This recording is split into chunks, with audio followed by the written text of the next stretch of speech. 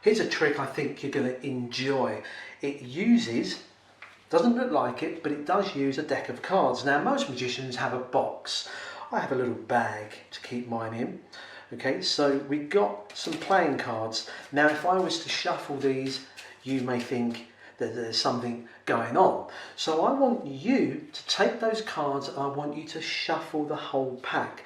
Now the spectator will shuffle the cards. Now while they're doing that, you can even move away and kind of say, look, I'm not going to go anywhere near those. Shuffle them into any order that you want. Now once they've shuffled those, you can then ask them to check the bag here to make sure that there's nothing inside. And they can examine that because we are going to use that. I'm also not going to mix up these cards. They're in the order that you shuffled them. However, what I'd like you to do is to deal off 6 cards. 1, 2, 3, 4, 5, 6. Now they've dealt off 6 playing cards because we don't need to use these. You'll notice that I've got my wallet in full view. In there is a prediction, and that's why I've left it in full view all the time. Are you happy that the bag is empty? Yeah? There's no secret trapdoors, elephants hidden in there. I want you now to shuffle up the cards here. Now they're going to shuffle these cards on here, and the great thing about this is that they're then going to put the cards in and you ask them to mix them up, reach in and remove one of the cards and put it down here. Now when they remove a card, they put it down here. You ask them to remove another card and one more.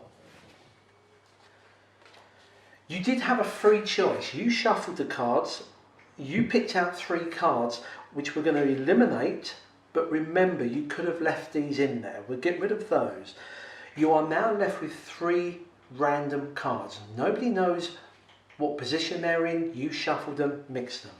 I would now like you to reach in and remove a card. They remove a playing card. You ask them to remove another one. And finally, put the last one out. Now, the reason there's nothing else in there, the reason I got you to remove these is I wanted them to be in a particular order. You see, note the middle card, which happens to be the 7 of spades. Now, you probably say, well, that's all well and good. And what I'd like you to do is to see that in here, I have a premonition, a prediction of 1 card. There's nothing else in here. You can examine this. And that is an exact match of your middle card. Now I know what you're thinking. You're probably thinking, well, okay, so the 7 is in the middle. But that could just be pure luck. But look, if we take a look at the back here, there is in fact 3 cards and the middle card is the chosen card. The trick you've just seen is based on a very old principle, but I thought I'd dig this one out again because I noticed at the moment commercially going around on the marketplace is another trick that uses dice. Now I would imagine theirs is not the same as how this works, so this revelation is how the original trick worked. We used to use it with coins. You used to have 6 coins and people used to dive in a bag and pick out those, and it was exactly the same, but it was using 6 different coins. I thought I'd try it with playing cards, but as I said, on the market they use dice. Now the way this works is pure simplicity, and what I mean by that is done by a magician's choice. Basically, it doesn't matter which of the 6 cards they choose, you're always correct with your prediction. And let me show you how this pans out. First of all, I've got a prediction card in here, which in my case is the 7 of spades. I've stuck on the back of this these 3 miniature cards You can write these if you want, and you don't even have to do this if you don't want to, but there is the middle card there.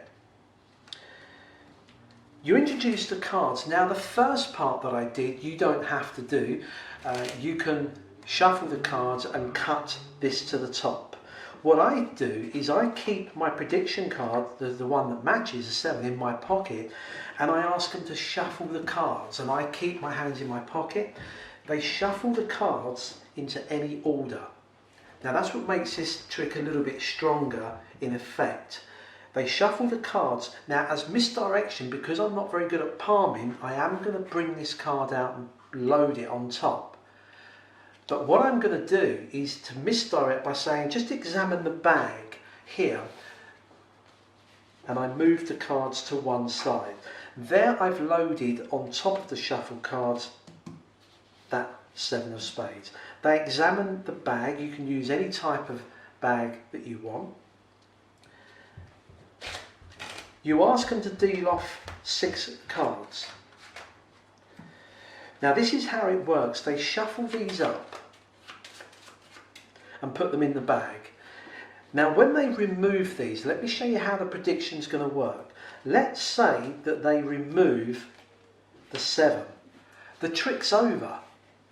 And in fact, you wouldn't go on to reveal this because this has nothing to do with the trick now. As soon as they remove that, they've shuffled the cards. They've put the cards shuffled again in here. They've randomly reached in and pulled out this, and it matches your prediction card. And that's the end of the trick, and that's a strong effect. What happens if they bring out any card as their first card? Then they bring out the 7, and then you say bring out any other card. Now at this point, what you've got is a match for this. So you can do this and then open up to reveal the predicted card inside. Either way, you've got a double whammy. You not only got the card, but you also predicted which position it would be in. So a strong effect there. What if they pulled out these 2 cards and then a regular one? You can then do what I did, ask them to eliminate those cards, and they're left with 3, and you repeat the same performance again. So what happens if they did deal out 2 regular cards and then the 7 at the end? Well, don't forget that if they've eliminated these 3 cards, you know that this will be in the bag, and you get rid of these, and you say you've left yourself with 1 card, a card that neither myself or you know what it is. They reach in and they pull out the 1 card that's left. I'm not going to go in any depth of this. I'm sure you can work it out. It doesn't matter which method they use of pulling out the cards. You will always work a way to get this to be the correct predicted card.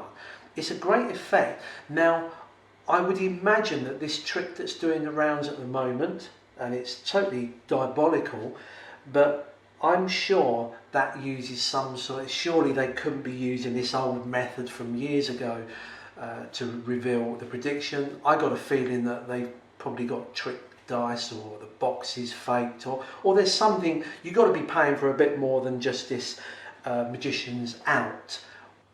So it doesn't matter which card or die or coin. But as I said, this is an old trick that I used to use back in the 1970s, and it used 6 coins, and you would have a bag and they pull it out. It worked on the same thing. You always predicted which one that they would use or end up in or stack up. That's all there is. Don't forget to hit the subscribe button. We do upload 1 or more video every single week, and if there's anything you want us to see done, any card handling sleights, then let us know in the comments. Appreciate all the subscribers, and don't forget to hit that all important bell icon. That way when we upload a video, you'll be reminded to go and watch it. Till next time, practice and enjoy.